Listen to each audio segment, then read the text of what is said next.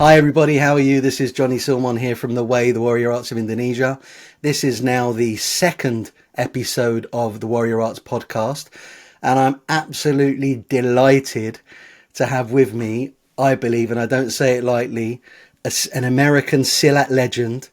He started off, I first came across him on YouTube, going back, I probably met him on YouTube around about 2011, seeing some amazing videos, Silat, FMA, etc. But amazing teaching, amazing technique. It wasn't until 2020 that I actually met him in person during a trip to Seattle. But I'm delighted to have on the show Pendeca Bobbe Edmonds. Bobby, how are you, sir? I'm very well, thank you, sir. Good to see you again. Had such a great time meeting you in Seattle. I feel like we hit it off right away. Um, the guy that you were there to see, I heard bombed out pretty early. He got in touch with me recently, and we're cool again. Just, people go Good. through, as you know, with students. Obviously, being a teacher for many years, people go through phases of coming and going, and they Yeah, have they to go through feel ready stages. for it. They have to feel ready for it. But before we do start everything, I need to know one thing: Go for it. the curry thief. Tell me about That's that. Where the a hell good did this story. name It's funny come you mentioned from? that one. That's a good one. That's a good thing to kick off with. Um, I'm originally from a little hick state in the southern United States called South Carolina.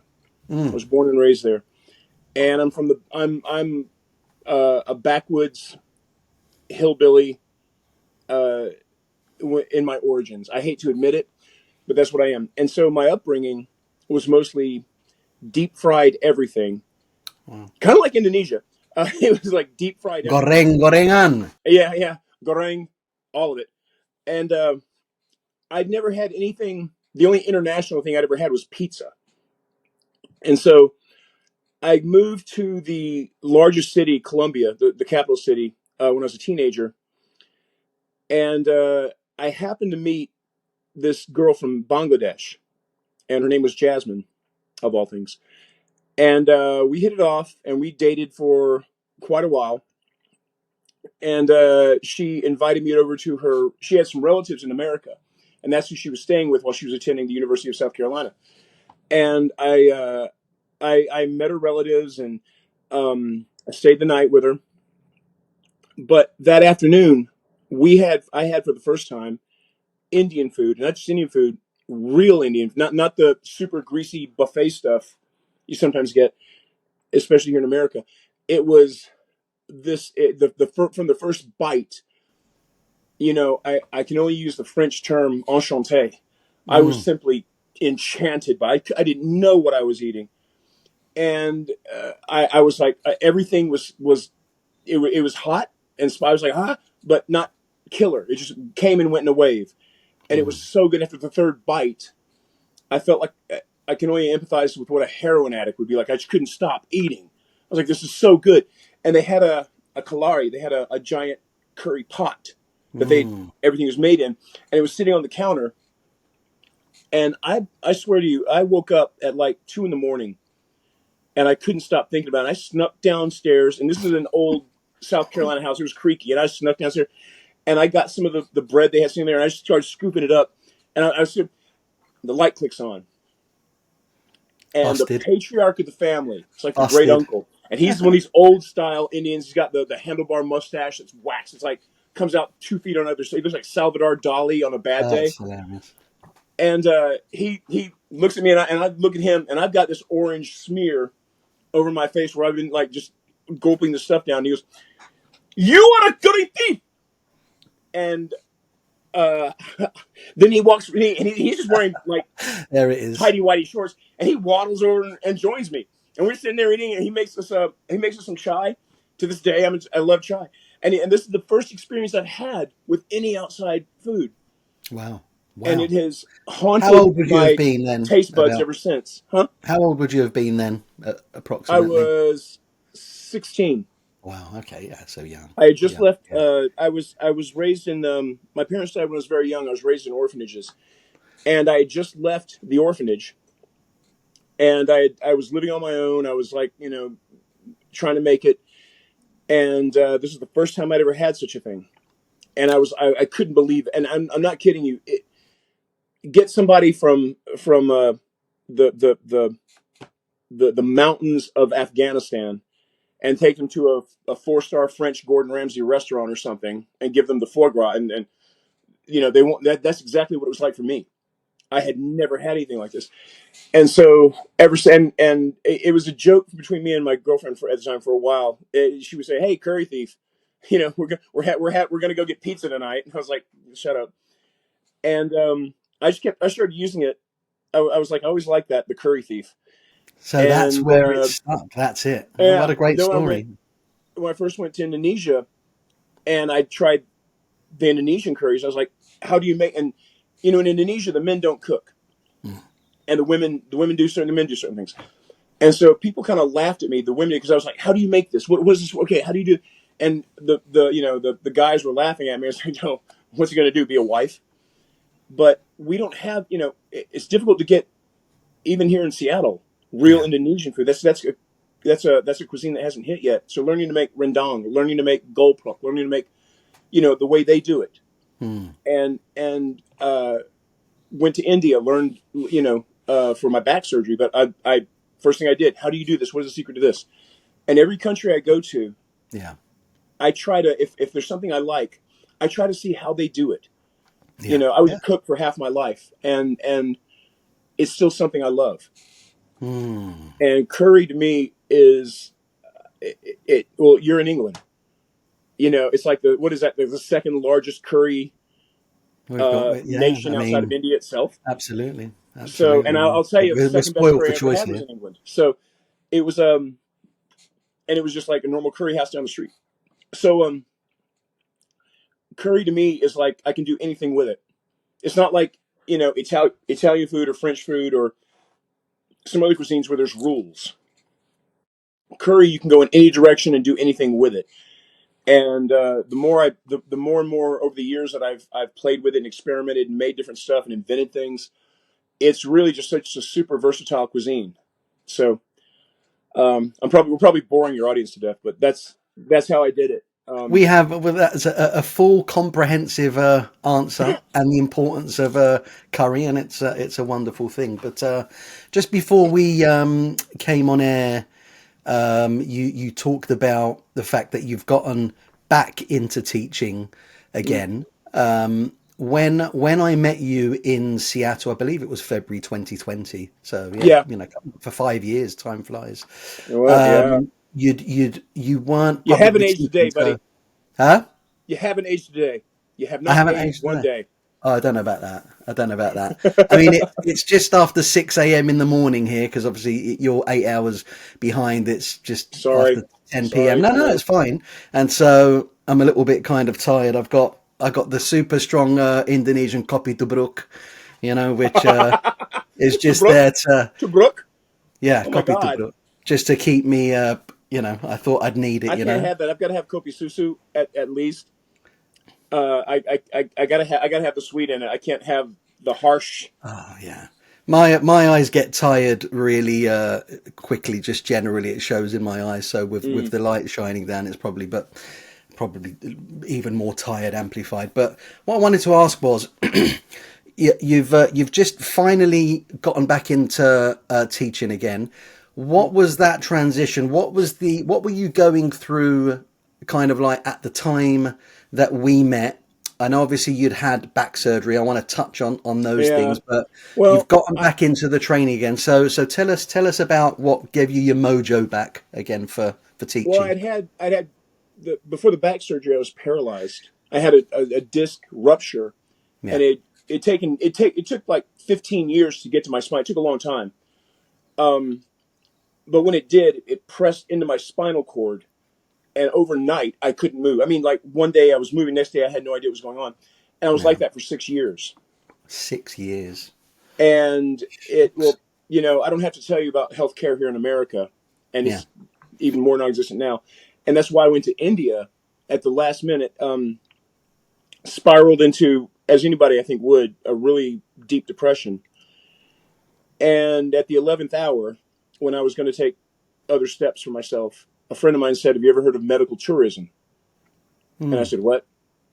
And did some research and found out India specialized in neuropathic neurological surgery and brain surgery. They had like, we have Americans that go there to learn things because they do it like 5 times a day, whereas here in America, you might do it once or twice a month. Sure. So they get really deep hands-on surgery. And went there and got it done for like 10 grand. Got my back Wow. fixed completely, 10 grand. And that's with recuperation for 2 months on the beach, food, everything. And it did the job, It literally. did the job perfectly. The next, when I was walking Fantastic. around, I dropped down on my knees and cried on the beach. I was like, I couldn't believe I was going to live. But the depression didn't go away as easily. I'd been married for 20 years, and that had been damaged irreparably. By the time I could walk again, we had already parted emotionally, Yeah. and there was no coming back from that. When you met me, I was battling that. I was like trying Yeah. to, find my way. I had a couple of rebound relationships; those didn't work, and I just couldn't find the motivation to teach again because I believe you can only give of yourself Oh, 100%. from a place of plenty. You can only give when you have something to give. You can't. You can't keep going if your batteries are dead. And it's taken a few years for me to conquer that and work through it. Um, every day it was just, I would, some days I would fall back another year's worth of progress and have to fight to get back all the way up again.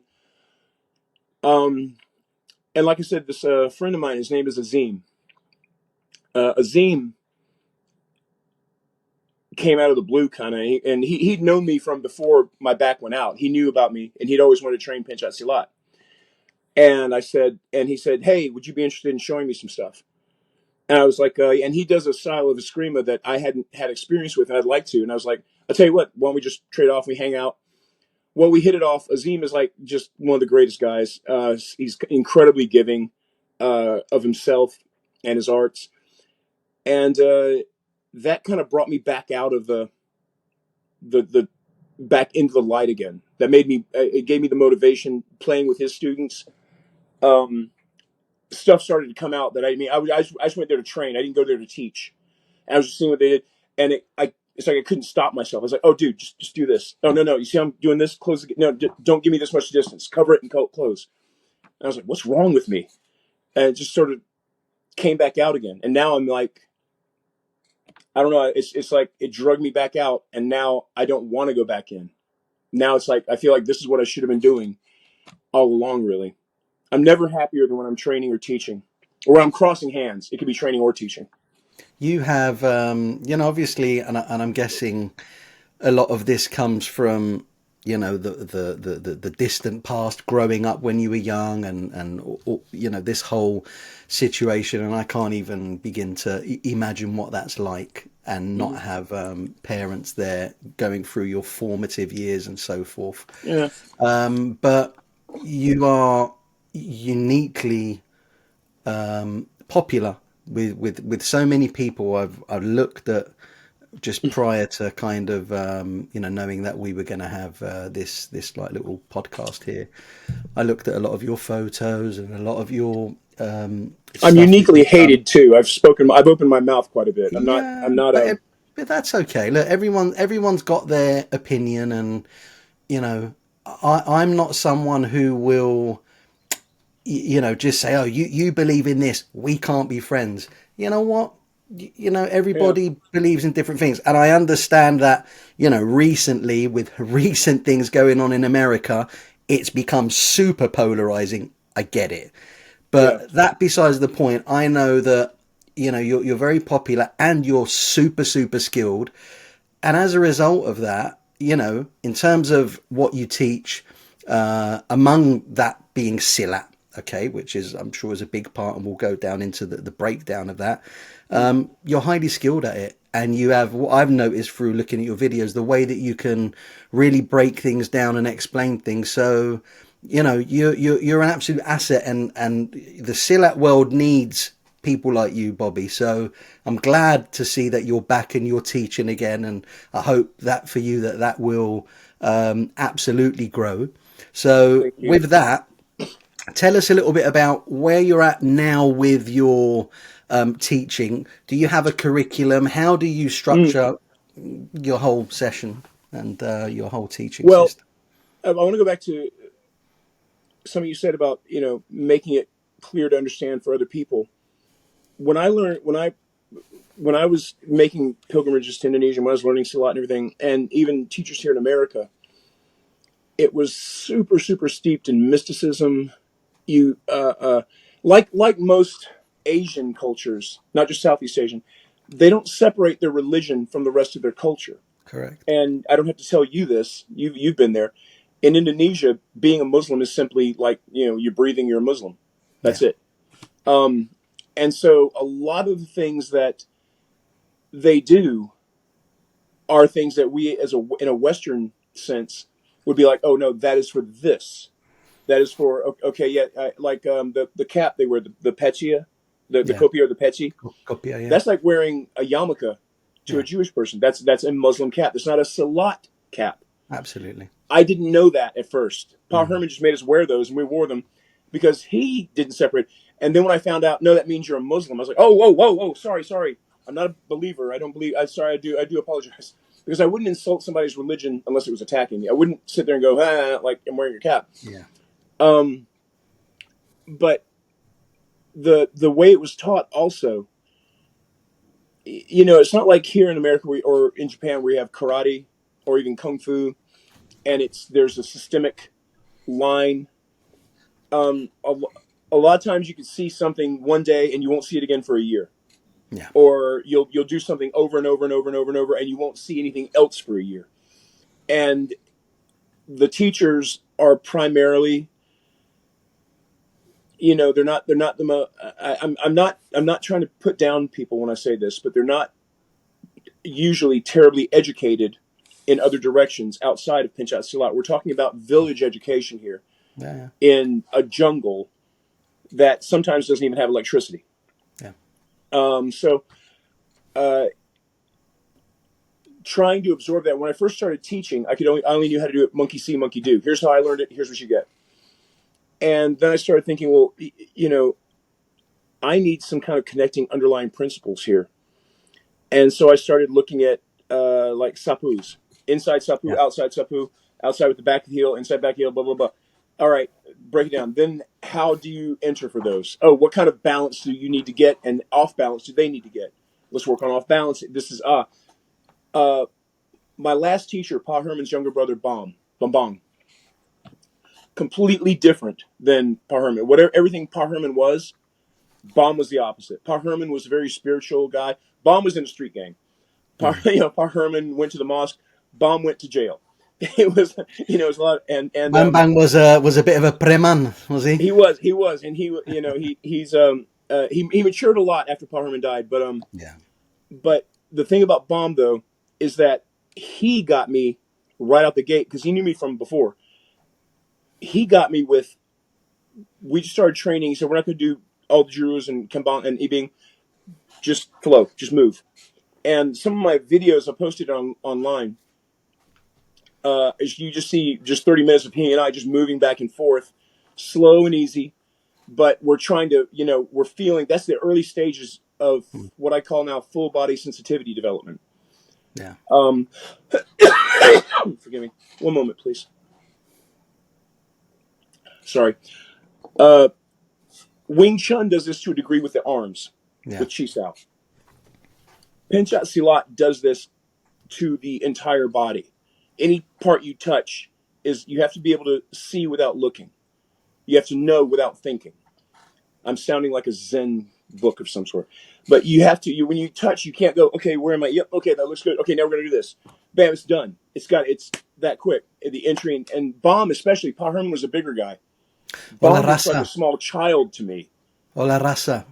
Yeah, Mm. and Bomb is so where Pa could go straight down the middle. Bomb was all oblique angles and moving up and could do these little. I had this on. I put this online. he would just do the smallest thing. Like one time he took his finger and flicked it across my. I was like, ah, and it just got me just enough where I let go. And said, good. You know, he knew where to do, not like, you know, the death touch or anything, but he knew what would cause you enough shock pain to get the reaction he wants, and he would break you down in increments. Nothing was ever one big motion and you're done. It was always snap, snap, snap, snap, snap, snap, snap. And that also had an influence on how I started teaching, because to me, the flow state, is the higher martial art of any martial art, but few martial arts do it. But just complete random flow, Yeah, uh, this is unrehearsed, we unchoreographed. yeah we have you know, when you go from choreographed, then you go into just simply axi reaxi, Yeah, just I go you go, whatever their flow, and it should be an automatic response to whatever that energy is. They call it gerak garik or maju mundur, you Manju know. Mundur is the one that I Yeah, know, so and it's that was just the term that I heard. yeah, And that's right. uh, in America, you never see this. No. It's and if you do see it, it's like sort of like, you know, rahasia. It's the secret. And Mm, I'm like no, because even if you held it for 20 years, learning flow is almost like learning another martial art unto itself, yeah, because I believe it's the applicative level. I believe that's where you're on the fly changing things and adapting and measuring, and you don't have time to think about it. You now have to rely entirely on the touch and the feel, yeah, and learning to read what your opponent's doing without looking at him, yeah, because your eyes can be fooled, and that happens all the time. Um, and so I started looking, all right, the sooner they get flow, and that's why I like to touch my students, but like, you know, cross hands with them, all of them, because I want them to feel my flow. I want them to raise their game and then bring it yeah, to each other. And then I mm, want them to get so good, they force me to up my game. yeah, yeah, That's yeah, the point of my absolutely. teacher. I don't, again, I teach individuals. I don't teach students. Yeah. And I don't hold with this philosophy. Like you saw, I think you might have seen online, but I don't know if you did.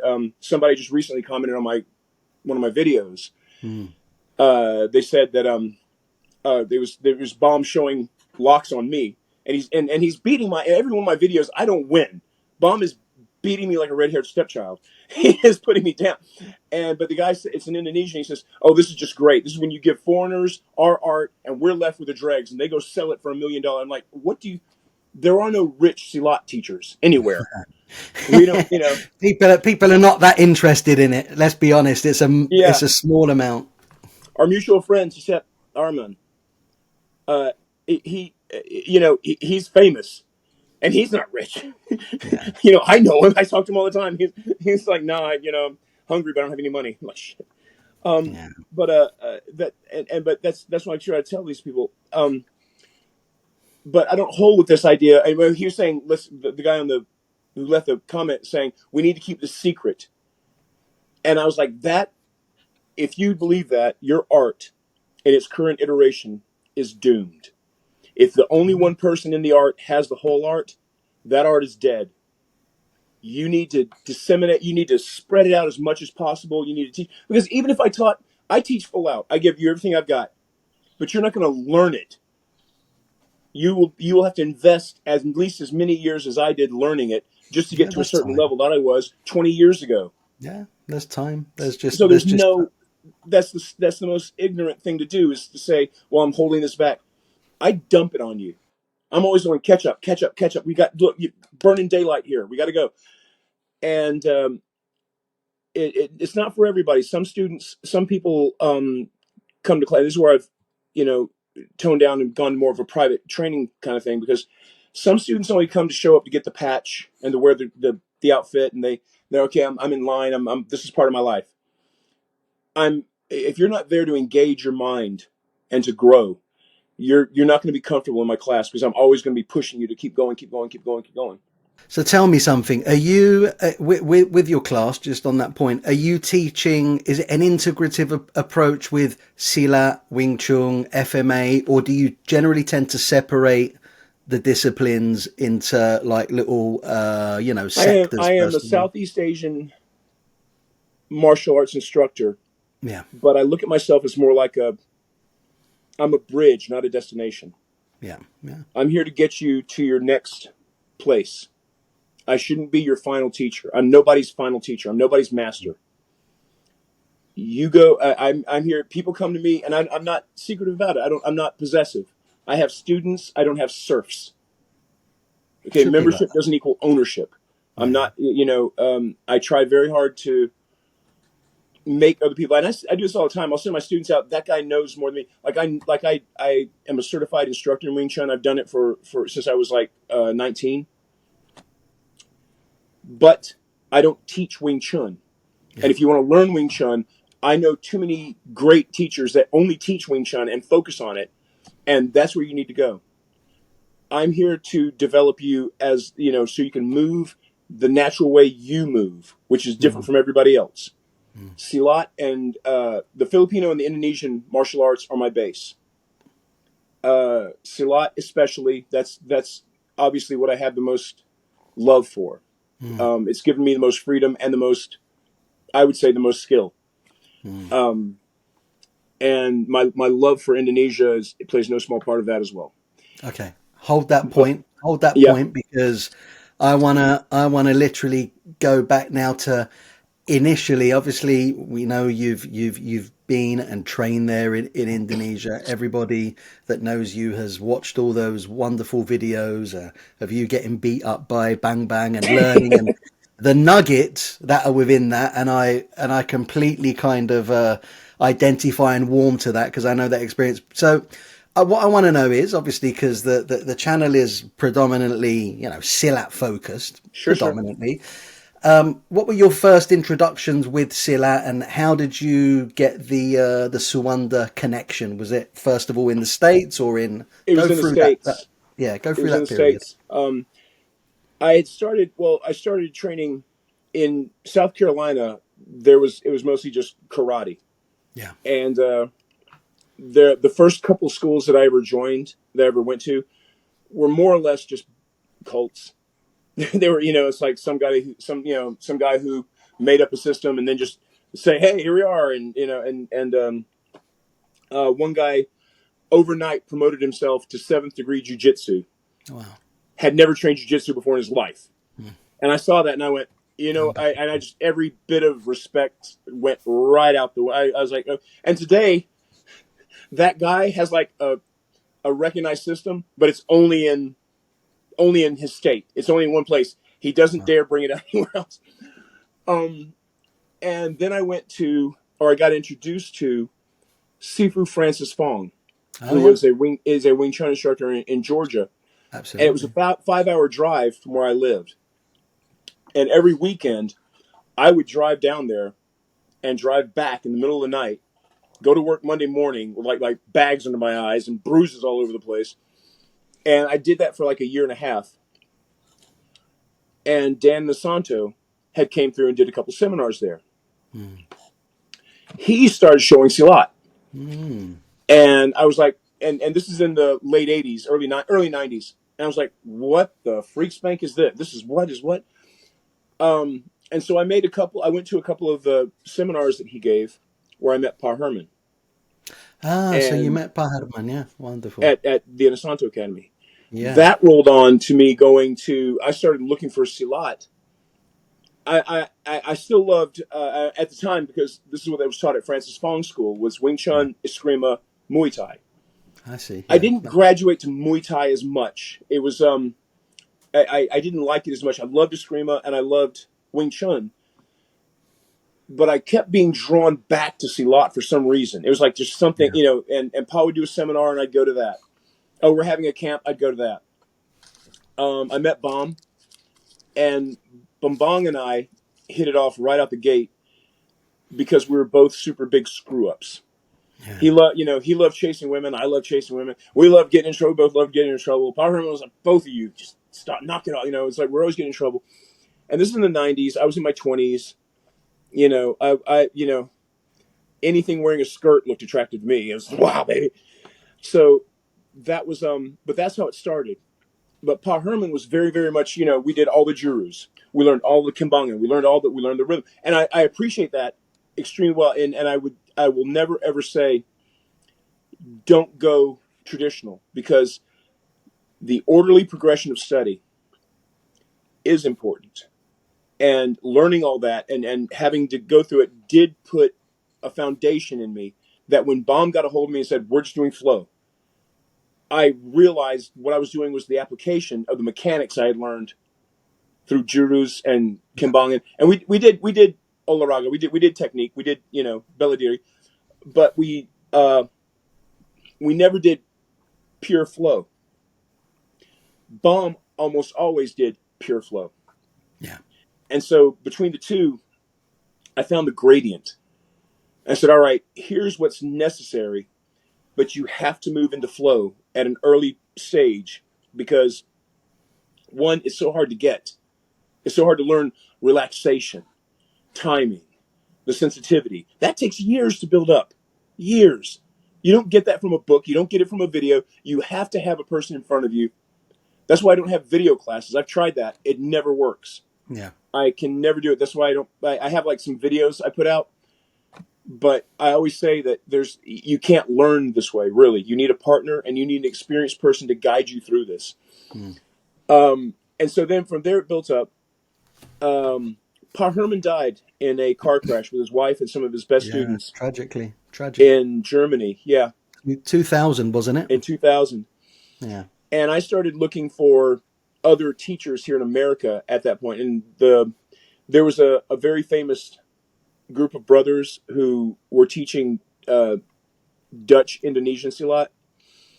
Went to them for a bit, and it The was famous brothers are the Detours for people that don't know. Okay. yeah. I didn't, I wasn't going to name names. Since we went there, everybody No, knows me that's for that okay. anyway. That's That's okay. what Yeah. I'm afraid that of everything that I might be famous for, that might be what I am most famous for, and it does me no honor. But they did things so. I'd never seen Dutch Indo Silat before, and they did things. It was kind of like a cinder block rolling down steps as far as flow. It was like just very tense and hard. And I was like, what is going on here? And it was nothing like I'd ever trained before, and I couldn't find any use for it. It's like it didn't fit with what I'd already been training, and on top of that, it worked against me. It was like everything they did was meant for like barreling down the middle or accepting punishment down the middle and just doing this. Since then, I've met a lot of Dutch Indos who don't do that. There's really good Silat in the Netherlands, um, but the stuff that came over here to America, I'm sorry to say, it didn't have a filter on it. We didn't know back in the days. In the '80s, we didn't know. In the '90s, we didn't know how to judge this. And it's only when people started going to Indonesia and coming back and going, that's not at all like what you said it was, is when it started really, really clicking. So about this time, Baum gets in touch with me. But Bong has he's like he's starting up again, and he's His getting his some his people brother had together. already passed away at that point. Yeah. Yeah, this is three Yeah. years after his brother passed, Okay. Okay. and I was like, "Are you serious?" Because again, in the night when I knew him, he was just like me. He was irresponsible, screw up, wildly, wildly talented at Pencak Silat. Been doing it since he was 2. Um, and as some of the videos you can see in there, he just sometimes you'll see me go and it might look like I'm faking it. I'm not. He has this perfect way of knowing exactly where you are vulnerable or where to make the pain, and sometimes it's just there's there's there's something so obvious. You can see it on the video. I got him in what in jujitsu they call a jujigatami, where they have the armbar like this on their chest. And he said, yeah, it's really good. He just grabbed my toe and almost snapped it off. And I let go. I was like, just please, God, don't do that again. And that's nothing you do in jujitsu. But it in Silat, everything, what's against the rules in Silat? Nothing. So, but then this was a different bomb had come out. And he knew what he wanted to say. And even in the Swanda family, there's a lot of politics, you I know. want to ask you about that in a minute. Okay, Okay, in but a minute. continue on this line. Um, Yeah. but Baum just straight out said, "Here's what we're going to do." It wasn't about he did the Swanda style. He said, "This is how this is done. This is how Pa Herman did it. This is how my dad did it. I do it this way." And I came to realize, Baum was the run of the litter. Baum was the smallest, weakest, uh, and he was Pa Herman's punching bag, more or less. But his silat was a result of everybody else being bigger than him. Yeah, it was Yeah. his family style, but he does it a different way because Sure. he's not them. Sure. And I gotta say, I want to interject this part. For the longest time, because I'm so much bigger than him, I can literally just lift him up with one hand. I was like, I thought maybe I needed to be harder, and that would do it. And then I realized what I needed to do to understand what he was doing and get it for myself was shrink myself and be softer and let him and learn to, like Bomb. Other people say keep your structure and I'm keeping my hand, keep your structure out. This Bomb will collapse his structure easily, but he'll pivot, twist, and you'll eat that elbow as Mm. you are falling into it. And he knew the little tricks and snaps like that. And I came to realize Mm. what he was really good at was manipulating other people's bodies that were bigger Yeah. than him. He would sucker you to put your arms out. He'd make you go high and he'd go low. And he started doing these very, deceptive, integrated things. Um, and it took me a while to realize that because I was still coming off this, bigger American mentality. But then later on, and it's in my videos, some of them, I just start moving. You see me start moving like he does. I start moving side to side. So I'm just not as a trying to just pull him as down the middle. an interjection, so Sure. but Herman died in the year 2000. May he rest in peace. Mm. In 2003, Bam got in touch with you. So when was that first trip over to Indonesia to obviously immerse? 2003. So it was 2003 to literally immerse yourself Yeah. in that And time. immerse is a very good word because that wasn't Yeah. just a camp. No, That that's was right. Yeah. that was Yeah. that was Welcome to the Jungle 101. Yeah, my And first my first trip to Indonesia was just the year before in 2002, mm, um, and it was on many levels a culture shock. So, what was that apart from the training of Silat itself? What was that like? Had you done much kind of traveling to Asia, Southeast Asia, and what was the experiences like for you in the Bandung area, Lembang, all around that time? I'd been to the Philippines Okay. and I'd been to Hong Kong. Ah, The Philippines was more like Indonesia than Hong Kong was, um, but Indonesia was and still is. It's a I call it a very fluid country. What's legal one day is illegal. The year 2003, the year that I went, um, they had just had some sort of political upheaval the year before, and there'd been a big massacre of in a I think a church or something. A lot of people got killed by people using karambits, and in 2003, karambits were illegal. And so I was going around going, "Hey," but the thing is, they were illegal. But then $20 bill American. Oh yeah, I got all these karambits here. Here you go, buddy. How many karambits do you want? Blah, blah. And I was like, shit. And I paid a $50 bribe to the police. The pole dog. $50 in 2002, dude. They've hit the jackpot. That's a lot Yeah, of money. well, that they called that the police tax. And Yeah, I'm used. Here's the thing about Indonesia. I know this. A couple bucks goes a long way, and I don't have a a problem with it long because way. it's still way cheaper than it would have been any other way. Yeah, But $50, and it got me a police escort to the gate, wrapped up my senjata bag, wrapped it all up in the cellophane and everything, and they checked it through and no problems. no Thank you very problem. much, Mr. Bobby's. They always pluralize my name, Mr. Bobby's. And I'm going to get something else out of the way now. I know what Bobby means in Indonesian. No one has ever let me live it down. And for those of you who don't know, Bobby means pig. And in the Philippines, my teacher called me baboy, which means pig. So, and I can't tell you how many times I've said, namanya saya Bobby. And they go, Bobby? You should change your name. Yes, thank you. So, but it got me right through airport security, the whole 9 yards. It's kind of funny because I was like going to change the $50 bill at the money changer, and he said, "Tira, tira, American, American." Yeah, And yeah, he just yeah. That's took the right. dollar. Yeah, Okay, buddy, it's yours. absolutely. So going back to Indonesia, that first time, that culture shock, I wouldn't say it was a culture shock. This is what kind of got me. It was more like a culture welcome. Mm. I don't know what it was. You're sitting down in the morning. I don't smoke, but you're sitting around a bunch of people who are just smoking cigarettes, Oh, drinking coffee, crazy. and that is it. It was almost like being back in South Carolina with the farmers and the rednecks in a way, because these are just simple farmer people. You know, they have a lot. Some of them have dirt floors, and we're just some of them have never seen a white person before, Yeah, that's and right. let A alone lot of seeing a them at white that person time. doing this. They're like, "Are you crazy? Why would you do that?" They have no idea why we would be interested in Pinchas. It's always a mystery when I Mm. meet somebody and they're like, "Why are you here?" And they think I'm there to meet women or to Yeah. make money or something. And I'm like, "Oh, no, I'm murid silat murid." And they're like, "What is are you? Yeah. Is there a problem with your head?" How long were you there for on that on that 2003 trip? How long did you stay? I That know first you. one was there for like 3 months, and That's then wonderful. I Yeah, would go back for 2 months. I go back for 6 months. I go back yeah. for like here and there. That's the way to Because do it. once I started, it Yeah. really was it was a pull. I felt like I'd found. I was like, this is where I should have just started, and Yeah. how I Well, should have you know, started. the journey takes you where it takes you. You know.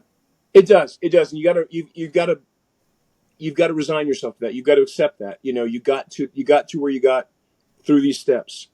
Yeah. But it really there was just nothing at all that felt alien to me, No. and No. I even just if I made my mistakes. I stood with my arms on my hands, my arms on my hips. I Cool. I I said stupid things. I did stupid things. There's a girl on one of my videos. It's a young girl. She was one of the village water girls, and she came by the Padepacon because there's people in it, and oh my God, there's white people in there. And her name was Oning, and she had her friends with her, and they put down the water, and they were just watching us. And then she got out, and then she was like, she starts doing this stuff on the side.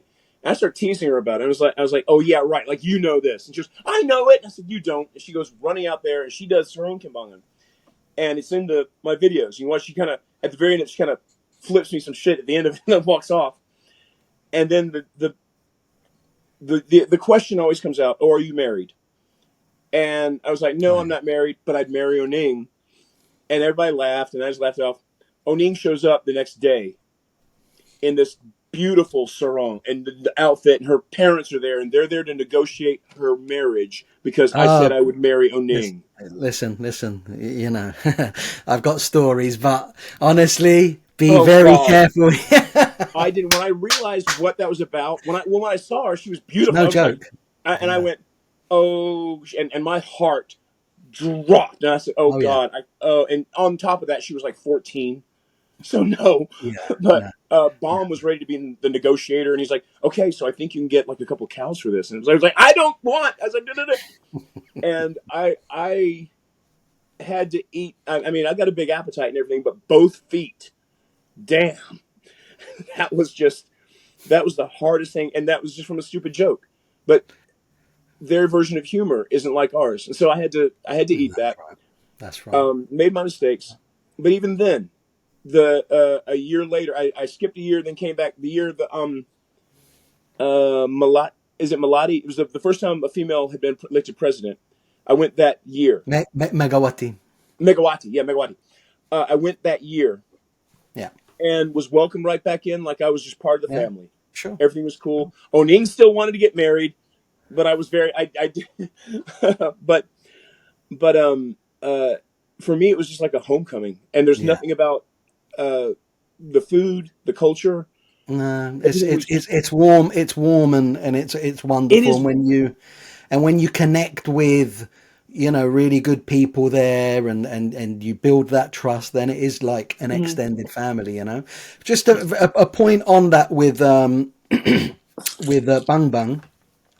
Obviously, Pat Herman died, and then he was heading up the family system of Mande Muda. But then, and I always used to see Bang Bang with him in the videos, the instructional videos, etc. But then when he passed away, it was put in a way that the sister Rita was to Mm-hmm. become head of the system. How do you know how that was kind of decided, and was Bang Bang given the short end of the stick? What was the situation surrounding that? Well, Baum is also the youngest. When I say Ah, he's I the run of the see. litter, I mean that in every sense of the word. Yeah, Baum was the most. I I'm doing a balancing act here because I want to be sure, honest. Baum is a great guy, but he's also the product of his environment, and he wasn't responsible enough to have understood. Yeah, that level. I think sure, like what understood. Rita's done with it, Yeah, Baum couldn't have done with it, okay, makes perfect and sense then. Yeah, that also played out later on because we invented Sundanese Silat, yeah, which is in Mande Muda. Just we're not using that name so that there's no conflict. I said that let's call it Sundanese Silat. Let's not make any trouble with the family. All right, we can do Silat, and we don't have to have a family war here. His mother came over, the matriarch, the matriarch of the family. She was cool with it. Everything was fine. She was happy. Her screw up son was finally doing something with his life, mm, and he had white students. So that's like a that's like a big honor over there. So, but even then, there were other forces at work. People that Sundanese Silat doesn't really exist anymore as a system. He had to, several people have overtaken. His daughter runs it right now, which is great. It's in the family hands again. That's great. But a lot of people, said, "Hey, I'll give you $1,000 if you sign this certificate." I've got a little certificate here, Bomb signed for me. That's got like it's written half in crayon, but it's in his handwriting. He's illiterate, cannot spell his own face, but it's there. And then I see some other people. They got these slick printed 18 by 25 certificates that are all cool and everything. And I'm like, he didn't make those. And uh, uh, one guy one time said, "I don't care what rank you make me, just make me one rank higher than Bobby." wow, And Baum didn't understand that because these aren't really ranks. no, Either you are a teacher or you're a student, and you can be both, but there's no teacher one, Satu, Dua, Tiga. There's not that. mm, You just get in line, and whoever's in front of the line is who's teaching, and that's who you hormat, and that's it. There's no stripes on your sarong or anything. And so that really showed it wasn't his fault. I don't blame him for this. He's dirt poor, and we all did yeah, the best we can to support him. sure. Somebody coming along and offering him $1,000, I don't blame him the least bit. It's a hell of a lot of But money for them yeah, there. if Yeah, it is. That's more than a year's that some of them yeah, make in 5 years. So I don't blame him for it. But at the same time, I couldn't be a part of that anymore because that started to denigrate. When you start denigrating your own name, when you start sure. degrading your own name, that's not a name you want to say. Well, that's the flag that I fly. So I still love the guy, and but I couldn't be a part of where he was going at the time. And then by the Sure. time my back was fixed and I was teaching again, Yeah, everything had like gone off in another direction. They were all doing different things, and I was like, okay, I'm doing my thing. You guys are doing yours. That's fine. yeah, I hope that yeah. explains it at least That's to some degree.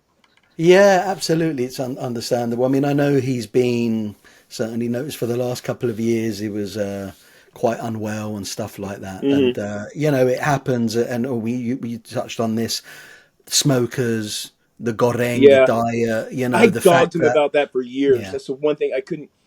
I've never met a man that he just he was one of those almost chain smokers, like light one from the other and just keep going. mm, I said I would really like for you to be around for a few more years, yeah, but they start smoking in Indonesia. You know this when they're 4. oh, absolutely, I see little absolutely, yeah, kids doing. I'm like, yeah, yeah. and the cigarettes don't have the warnings on them. No, they don't. No, they don't. So But just sort of pivoting off a little bit because I did want to touch on this Go for it. this story, and you know what I'm going to ask because we mentioned it off camera is the Rogan situation because as I Well, said it started the back it started back in high school when he would ask to borrow a sheet of paper, and I told him to fuck off, and he wouldn't. No, that's not it. Um, how did it it come started about? off. How did it blow up? And how were you? Give us your kind of take on it. How you were feeling everything at the height of it? Because for something that it was just probably from his perspective, you know, look at this guy, some guy that he doesn't know, and he sees like some weird thing, and just kind of like says, Yeah. "What's this Well, guy doing?" It blew up. So give us a little bit on that. there. Okay, so I've got a lot to say about that, and I'm going to try to. I will try to be brief. I had, you know, I was paralyzed for 6 years, and I had ballooned up to 470 pounds. 470. Wow, Yeah, didn't know that. Yeah. I had T-shirts like this that the neck area was completely filled out and stretched some. Wow. And that's and I've got pictures from it. And to this day, I can't believe it.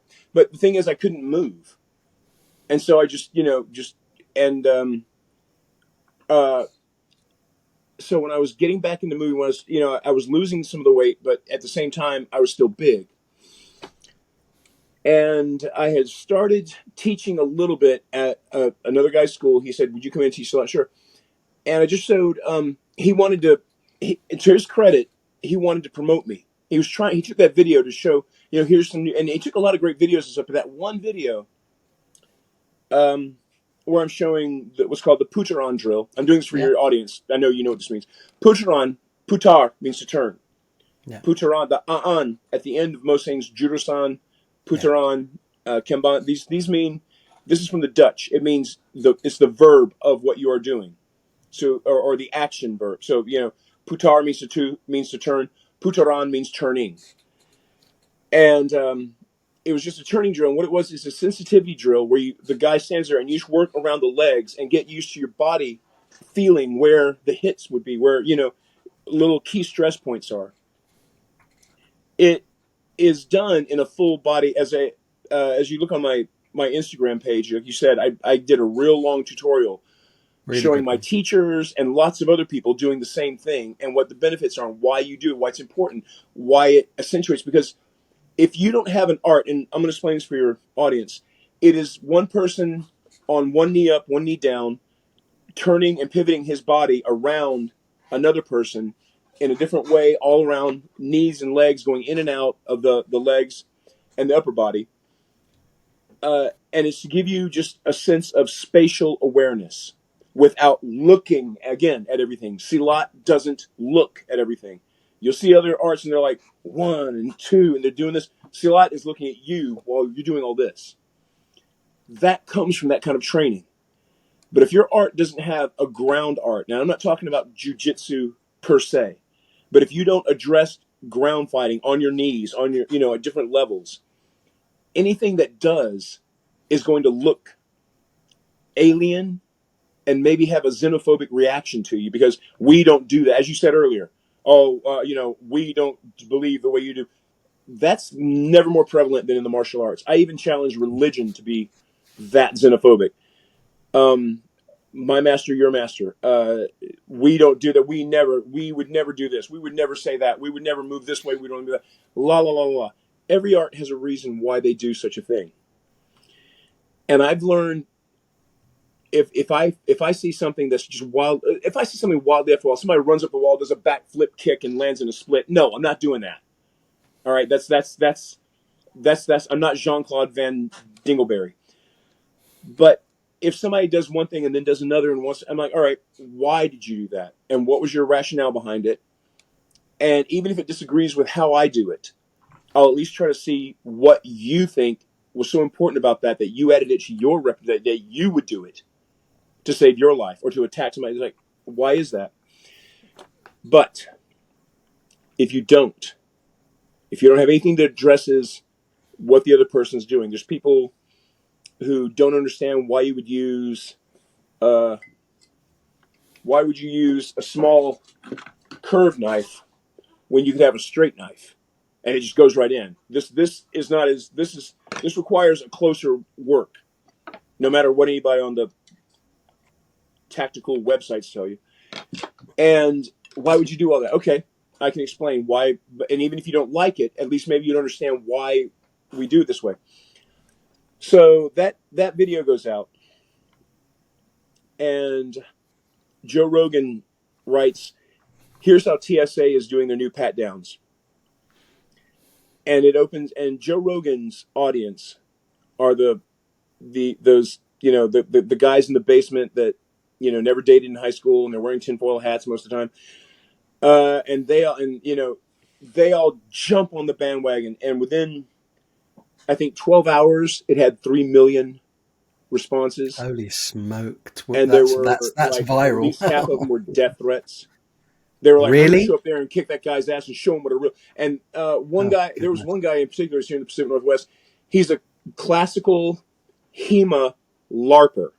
He does this traditional broadsword. He goes, "Oh my God, who would ever do something like that? That's just the dumbest thing I've ever." And I went, "All right." And I knew at this point nobody was going to listen to me. I why would you listen to the guy doing this? What explanation going to give? And I told my students, don't answer it, don't respond to it. I fight my own battles. And I do this all the time anyway.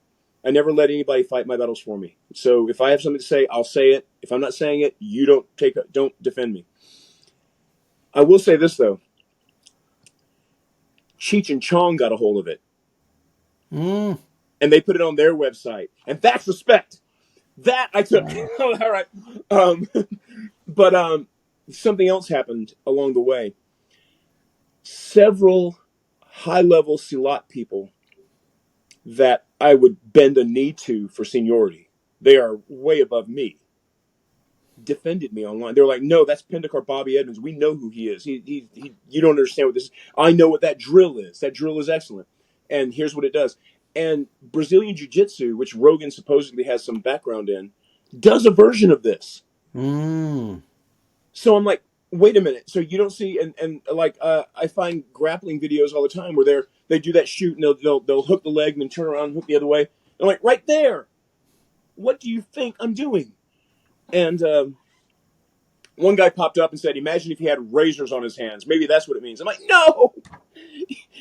This is again where people are reaching to fill in the gaps for something that they don't do. But were there at that time? I mean, in terms of like these death threats, people, it's just like empty clanging sounds. People don't follow through. But were there any times where literally, you thought, shit, this is getting a little bit heavy, or was it just all kind of online trolling and typical Well, online it stuff? was it was both. The online trolling because it followed me everywhere because everybody thought, oh, because Rogan said it. This is nowadays in this day of misinformation. It doesn't even have to be a world leader or somebody on the world stage. Anybody can put out any little thing. Look, I don't know if you heard about here in America. There was a pizza parlor with a ping pong that holds ping pong tournaments. It's called Okay. Comet Ping Pong. Somebody posted online that uh, Hillary Clinton was running a child sex ring from the basement of that pizza place, and the guy walked in there with an M16 and shot it up to free the Wow. children. Shit. There's no basement there. That was never happened. Just some guy said that, and that to this day, Comet Ping Pong, you can look this up, is still being attacked. They're like, you're smuggling children. They're still being attacked by that because some anonymous guy, Captain Wizard 300,000, posted it on Reddit, and that's happened. Joe Yeah. Rogan, who is the poster boy for every pimply faced kid who did not date in high school, he's got legions of these people, Mm. and yeah, that so to this day, somebody's like, "Oh, you're that guy from Rogan." All these years that I put in there, and then to this day, all I get is not all I get, but I still get, Was it in "You're that any guy from way, Rogan." though, as a result of it, was it in any way something? where there was a positive spin in that, people, who might see this, people that might look you up a bit more and say, this guy's actually got some good stuff. Did you get a student from it at all, or anyone that Not kind that of? I know of. No. But like I said, seeing some of the people that came out of the woodwork to defend me that I wouldn't have thought knew my name. I Yeah. never think that, you've been saying nice things about me, and some other people say it too, but I never think people know who I am. I don't assume that. You'd be very surprised. You'd be very surprised. I'm a garage teacher here in Seattle, private, low key. Um, uh, but the people that took up for me, these are some people I've never met, never trained with. Some of them weren't even in Silat. Yeah. But as far as they're people I respect them, they said, no, you don't know who that is, and you don't know what that is. And they Yeah. got on and they ripped into these people, and I went, wow. And it made me, it gave me more of a sense of humility. I will say this: my back injury brought me down a few notches. The Rogan video gave me a humility that I haven't, that I think did bring out something good in me, because after that, I I took on a different look as how I viewed other people in the martial arts, and how, what was important in training and what is not. Yeah. And I see people now that market themselves and put themselves online, and they're little more than kung fu prostitutes. I speak frankly. Yeah. These are people that have one thing to say and have to think of a million different ways to say it because they only have one thing to say. And there's gimmicks, they have to tell other people, like, you won't find anywhere on my videos where I say, and this style is bullshit because of this, or never use of this because of that. I don't. I simply present what I think and how Yeah. I see a thing. And if I don't think anything of it, or I don't agree with it, I simply don't say it, or I don't talk about it. Yeah. If I believe in it, then I teach it and I show it. Yeah. That's the best And way. that's something that I think is a that's an aspect that I hardly see ever anybody do anymore. Yeah. There's a few people like Scott Babb from Libre, and a few others are that level sincere and competent, that can do Yeah. it, that can both teach and pull it off. Yeah. Everybody else that I see resorts to, or most people I see resort to a gimmick or a con of some kind or some slick little slogan, um, but they don't have anything to teach. They have nothing to show, Yeah. and that's where I think. You are what's called a straight shooter. That's it. And it's not popular for everyone, but it is what it is. And I think, people will always know where they stand with you because you'll That's say true. it That is true. as you see it, and that in a way is a very good thing. Well, So no one look, ever has to say, "I wonder what Bobby thinks." yeah. So listen, because we've and over an hour's gone already. But so what I Holy want to crap! do is quickly, yeah, like super quick, right? Because I'm trying to Yeah. keep these to around about the hour mark. But so just bring it right back to kind of like you're teaching again. You're teaching in Seattle. Do you Mhm. take on new students? How do you vet potential new students? How does that work? Should anyone want to, even contact you to perhaps learn from you? Well, do I take new students? Yes. Um, I will teach beginners under very mitigating or special circumstances. By and large, I like to say you have to have at least 5 years experience or a black belt in another system to train with me, because I teach at an advanced level. Even my basics, I teach in an advanced way. I Yeah, teach in the applicative. I teach in, sure. like, we're going to move together. You're not going to be doing solo exercises and jurus in the corner. You're not going to be doing a jurus for 5 years before I give you something else. And Bomb did this with me, by the way. We did not do a jurus before we knew what we were doing with the jurus. So we would do all the applications, and they say, okay, here is this, here is this, here is this, and then you do this. Well, that was this, and we just did this. Oh wow, is that? We did I'm gonna do a small thing here with this knife. If you can imagine a person's head in front of me here, we would put the knife here, pull them in, and do this cut, and learn how to sucker them in, learn how to make that cut.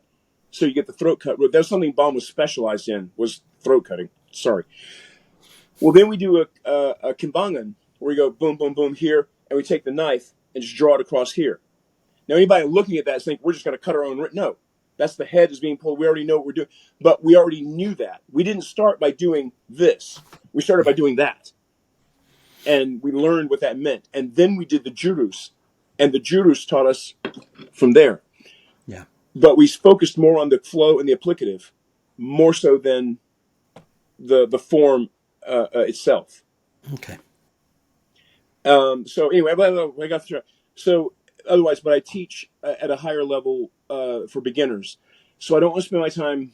I don't want to waste our time teaching you left foot, right hand, left, right. Go to somebody else to get your basics. Sure. Okay. That's straight up. Yeah. And it doesn't have to be someone who's, come to you from another silat. It could be any style, but someone Anybody, who's had a anything few years fine. in any. Most basics are basics. Kuda is kuda across the board. Yeah.